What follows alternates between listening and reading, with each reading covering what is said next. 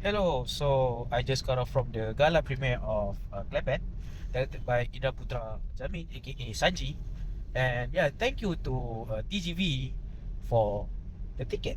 It's a nice ticket with not AI art. Okay, it's from the director himself. Oh yeah, this is from the same studio that made Abnormal Boss, which me and my brother hated with a passion. Ah, but yeah, this movie I didn't hate it as much. So the movie, I got to say, it has an interesting premise. The motorhome or RV, it's not something that is familiar with our culture, but I guess for the sake of the story, they made it work. And I think from the get-go, they already set the visual style of the movie, and I think it looks very, very nice. It's very colorful and it's very like punchy, and it fits the tone of chaos that will ensue throughout the entire movie. And chaotic it was. But the way they want to deliver that chaos through comedy, I don't know, it falls kind of flat somehow. I don't know what went wrong. I think it's the direction of these actors were what to go with, and maybe it's also because of the writing itself, which is again, like I said, it's not really our culture. So when you translate it to here for Malaysian audience, it feels kind of jarring.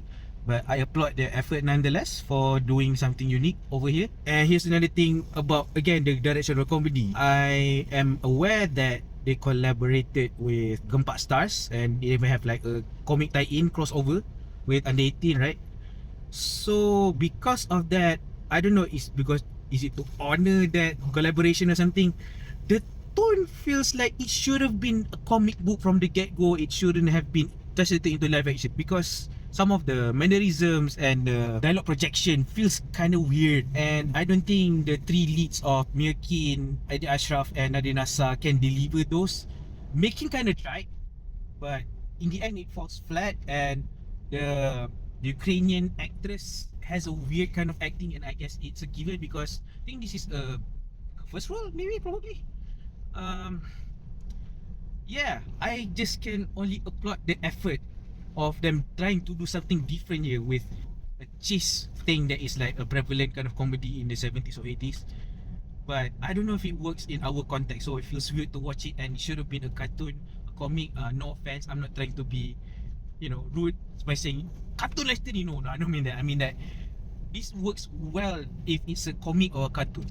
So with that said, I can give it a 6.8 out of 10. It's okay, and they know what they're doing with the casting of the characters. They really do. The appeal of these three leads, right? So yeah, catch it when it comes out on the 27th of November. Yeah.